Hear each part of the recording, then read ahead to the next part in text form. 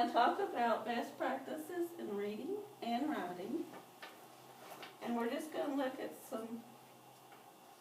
what we're going to go over, our objectives for this session. How can we get students to see the connection between what they read and what they write?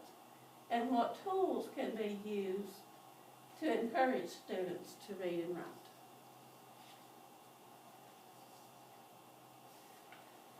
Okay, as I was doing research, there is a link between reading and writing. The link between reading and writing just kind of goes in a circle. Students who read, write better. Students who write, read more. So that's how we have an ELA block, because they're all intertwined together, the reading and the writing.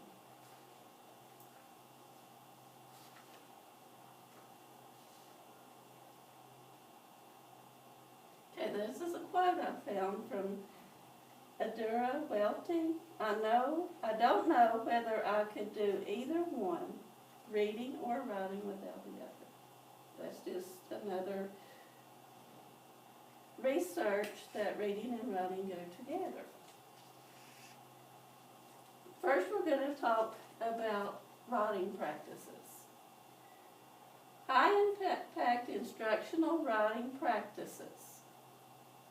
First, we need to teach how to deconstruct a prompt. And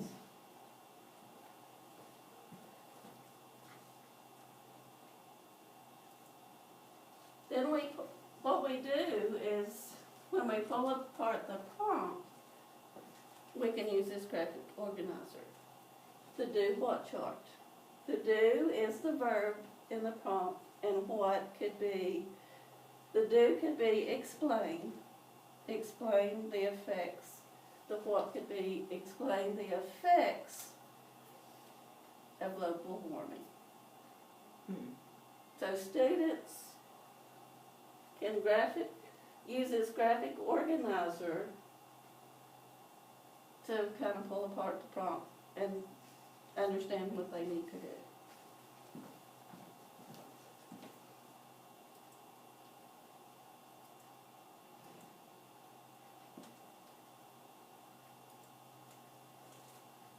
Big important as teachers is to model writing for your students.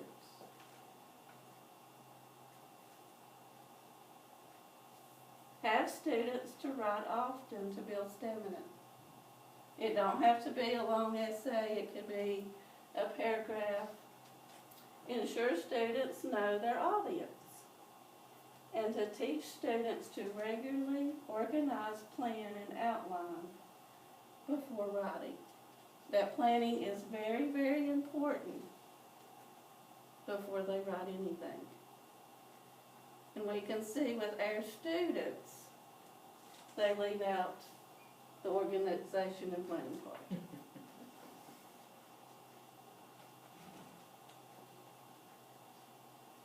Either these are good. They can use the do what chart, and outline is good. One of the research-based best writing strategies is the SRSD. What is SRSD? SRSD stands for Self-Regulated Strategy Development. I know we kind of had in the spring with Ginger. She talked about this, but she didn't tell who developed it. Dr. Karen Harris developed this writing strategy. And this writing strategy, I think, goes with what they taught us in Common Core training. Oh.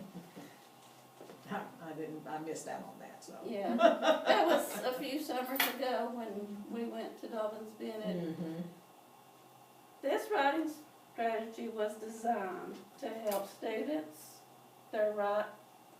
to help students their writing through strategy, instruction, and self-regulation.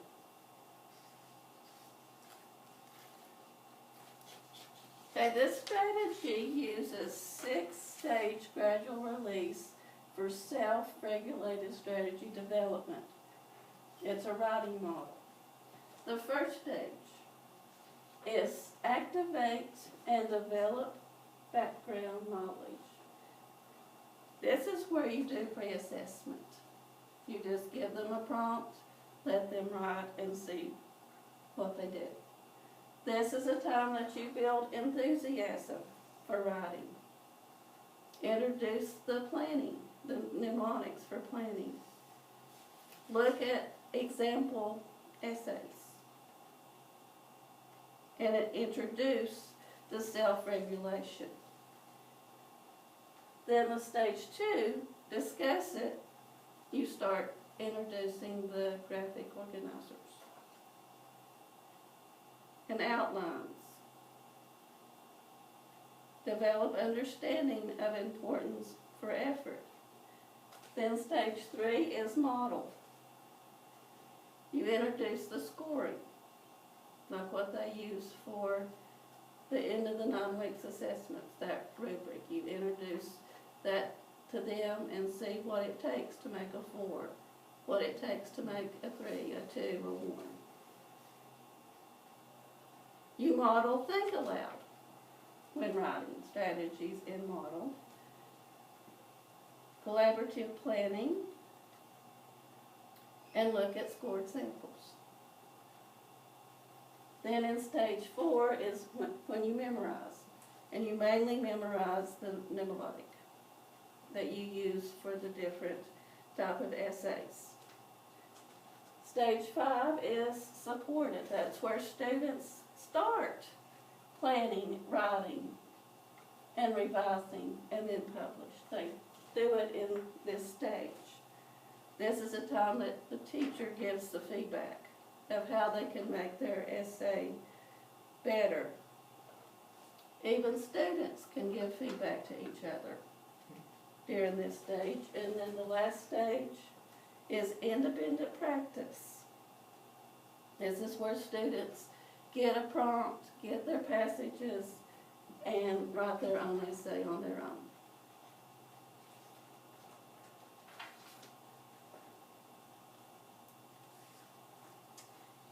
And a study was conducted by Karen Harris comparing Writer's Workshop. Are you familiar with the Writing Workshop? A little bit. Not a lot, but a little. And she did her study comparing the Writer's Workshop to the SRSD instruction. And in her study, it showed that students who have been instructed with SRSD show more knowledge about writing and better writing performance using this strategy other than Writer's Workshop.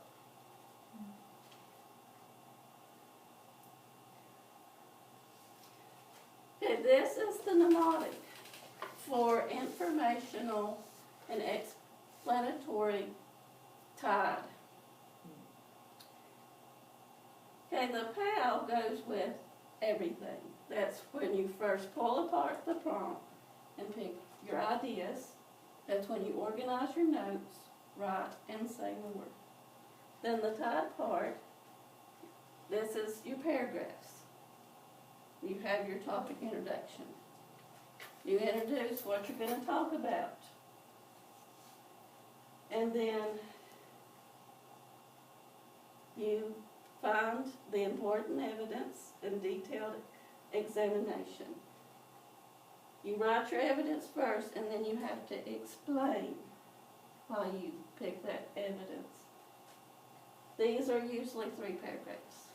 You pick a piece of evidence from the text, write a paragraph about it, and then keep going, and then you write your ending or conclusion.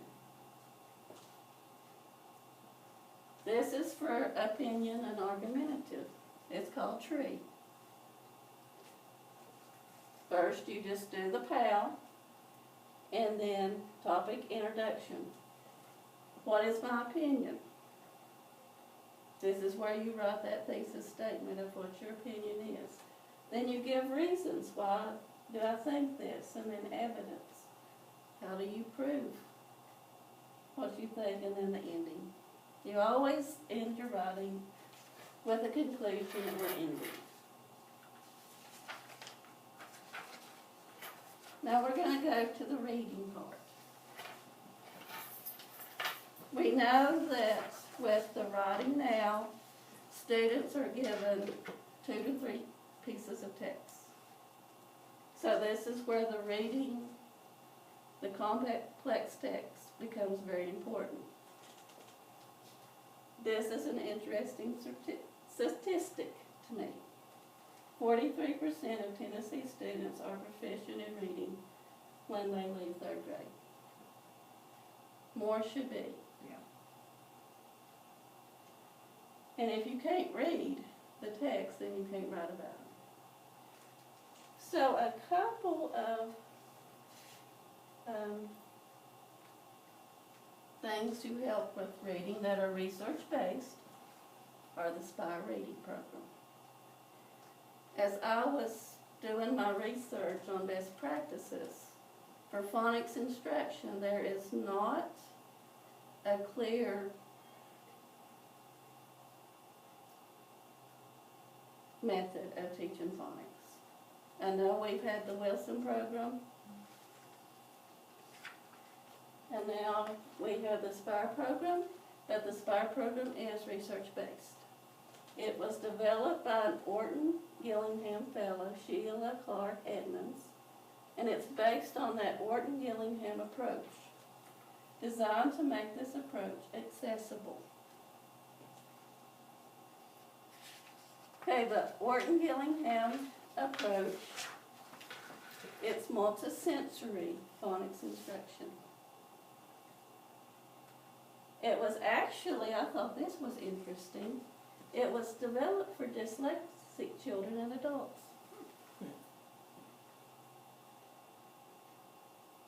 And as I said before, it was classroom tested and validated by the research. And what's big now is using research-based instruction. Whether it comes from a program, whether it comes from whatever we research, they say that the best instruction is that research-based instruction. The key principles of SPIRE, it's language-based, it's multisensory, it's structured, sequential, and cumulative.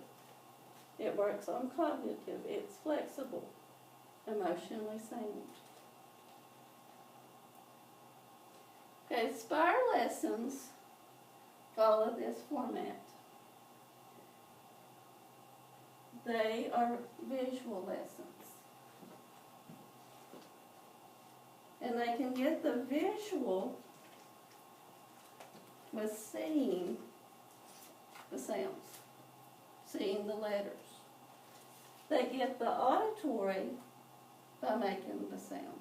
Like for AY, they would go AY, spray, A.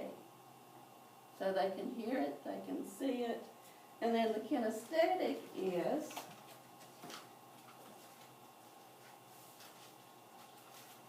when we use either the phoneme graphing sheets or the phoneme segmentation sheets and use some of these green and white circles. The white circles stand for consonants, the green for vowels. So they can see consonants and vowels with the colors, and as they're moving their circles for the letters and the sounds on their sheet, they're getting that kinesthetic. So it caters to all learning styles. And then it's total language instruction. They get the reading part especially. That's where they use their readers. They get the spelling. We do sound tests, we do spelling tests in SPIRE. And then they get the handwriting through the sound test and the spelling test, and then they get speaking when they read and when we do the sounds. Text Connections is research-based. It's for the comprehension part. It was designed for struggling students who have mastered basic phonics and decoding skills. But it does... Cassidy Barrett, come to the office, please. Cassidy Barrett. But it does support vocabulary development. I did research on to see if there was a program for vocabulary. There is not a specific vocabulary program to help students. It does work with the fluency because students have to read, and it works on the writing. There's several key principles of Text Connections. And Text Connections has 5 units. The first unit is just like an introduction. And then the second unit deals with real life skills, like reading the newspaper, reading advertisements. And then the last 3 units deal with the academics, comprehension and reading language arts, reading and science, and then reading and social studies. I think if we had gotten to the language arts and science and social studies last year, it would have been good. I never got past the introduction, but I liked it. Well, I got to the language Did you? arts part, Yeah. but we didn't. You read finish it to me. Yeah, mine were a little quicker. But there are 7 key principles of Text Connections. Scaffold instruction. Students are taught in small steps. The metacognitive strategies, which means thinking. It teaches students how to think about text. Memory connections, those text to text, text to self, text to world connections. Motivation and engagement, guided inquiry, cooperative learning, students do work cooperatively in this program, and individualized learning. They work by themselves. They get feedback. They do comprehension tests every so often, and then they get to graph how they did. And they can see progress or where they need to work. Any questions or comments? I think so. Did a very good job. Yeah. Well, digging into what we've already been using and understanding it better Yeah. has helped me.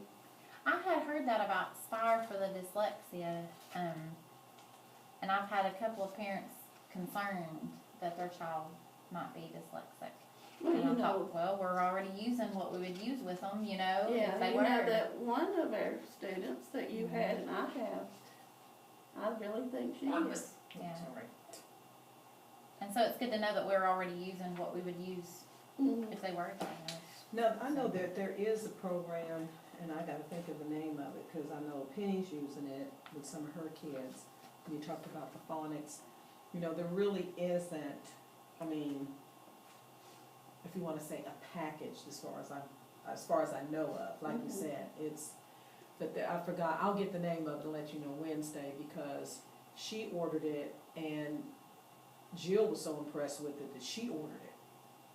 But it basically is talking about what you're talking about, where it's working with kids and they give the whole visual, tactile, and auditory or kinesthetic, you know, all of those things are involved with how they're teaching phonics. And then I guess it kind of goes even with our grant, the visual phonics, you know, when we're teaching the kids differentiating a k, k, as opposed to teaching a kid how to say k, a, So in other words, you have a k for that hard C, but then a k for the hard K sound. So, I mean, I think that's the way we're going now, is the beginning to differentiate as much as we can and give all of these kids the different modalities, the auditory, visual, kinesthetic way of learning, so. And I know with tier 3, they're using the West Virginia phonics. Yeah, that's right. I know they talked about that, so. And then with the comprehension, Text Connection is the only program I have heard of. In tier 3, they're using, is it called Focus or Vision or something like that? Now, is it, and I guess too, is it different, is this for like your kids, 6th, 7th, and 8th grade, and are you doing something? I or used you it just, some last year with my upper. so your 4th, 5th graders Well, maybe? you basically are using it with kids who are past the decoding. Yeah, Oh, okay. it's for those students that have mastered the phonics. Okay, right. And I think they said, was it 3rd grade or above? Mm-hmm. Or if they're reading at 3rd grade or Level, above okay. reading level. Like, if their DRA was like LMN, Mhm. well, MNO, somewhere around in there, Okay. then you could move on to To this, okay. text. And as, you know, with me just doing Spire right now, I've seen a drop in the ECCBM And Mhm. comprehension. and even with the STAR testing that we've been doing Wow. in their scores. I like text connections. The kids I did it with, I enjoyed it. I feel like they make gains. There was a lot in one lesson. I busted the lesson up and made it, kind of simplified it for my kids, but, other than that, I really liked it. Well done. I love the graphics, Mhm. absolutely love the graphics. Very well done, very well organized. Very well presented. I'd hit hard too that, you know, that is the big push now when you talked about the 43% and how that is huge now with our State Department of Ed and how they want to definitely get And that they've reading developed percentage. the Read to Be Ready program. Yeah. Because when kids hit, you know, kindergarten, 1st and 2nd, they're dealing with the phonics, learning to read. Mhm. But when you get to 3rd grade beyond, you're reading to learn. That's right, yep, that's exactly right. And unfortunately, you know, that's what and I don't know if that's changed, but I know when I was in school and working on my master's in speech pathology, they were saying how, you know, the push and the emphasis was to get students to learn at least to be able to read on the 5th grade level. And they talked about the reason why is because most of when you talked about your like newspapers and Media. magazines and the media, if you can read on at least the 5th grade level, then you can read with understanding. Of course, I don't know how many of our parents now can read on the 5th grade level. Yeah. Now, with speech, you know, some kids haven't mastered their sounds. No. That they're especially ours and. Well, it's, you know, ours is really prevalent, but what I'm saying, and like I said, that's going to be my huge bandwagon, is that if we don't get kids off of these and their computers and their, their laptops and all this other kind of, things, is that they're going to lose out on fluency. They're not going to be able to make that connection of decoding. You know, how many times have we been in meetings and say, yeah, a kid can go act, but they can't blend it together to spell the word cat. Yeah. You know, so I mean, there's that huge gap there. But again, if it doesn't start at day one almost, even before, in prenatal, you know, parents aren't reading to their kids and talking to their kids. And, you know, we had this, we're doing this book study at South Central, and one of the things that was stated, the example that the author gave, was that he said he noticed a mom and a dad, and there was a child and probably about maybe a 2-year-old, but they were walking, you know, like on the green belt, let's say, or on the Tweetsie Trail. And instead of them talking to their child to say, look at that tree, look at that flower, what color is that? The child was on some kind of device, just having at it. And he was saying, and the author was saying of the book, you know, what a lost learning moment.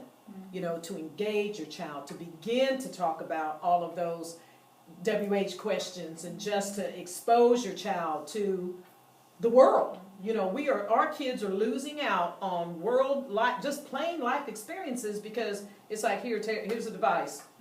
You know, we were talking about even in our study group, how many, you know, I mean, I know on long trips, you know, the cars now have the headphones and all that, but I was thinking, you know, on how many trips when I took my kids to visit grandparents in Ohio and New Jersey, when we did the license plates game, or we did the punch buggy game, or we did the I Spy, or we did and my girls hated it because Aaron was, you know, okay, what's 2 + 2 + 2 + 4, you know, I mean, but seriously, you know, all those things, of course, like I said, the girls hated it because Aaron was so much better at it, but you know what I mean, how we're just losing our kids. Communication. Yeah, absolutely.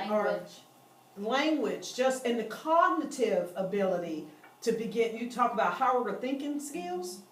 You know, it's one thing to say that's a flower, but, well, what color is it? How many petals does it have? How long do you think, you know, or look at this flower, I mean, just so many learning experiences. But the lack of like you say, communication is gone to challenge our kids. Studies have been done, it's very important to communicate with children.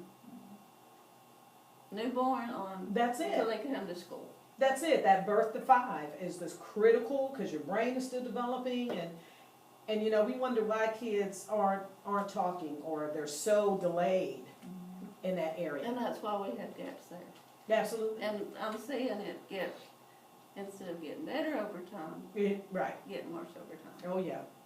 Well, technology, and that's what I'm saying. Technology is a good thing. We know it's good, but again, like anything else, it needs to be regulated or it needs to be moderated. Yes. Moderately. But very well done. Yes. Good job. Yes.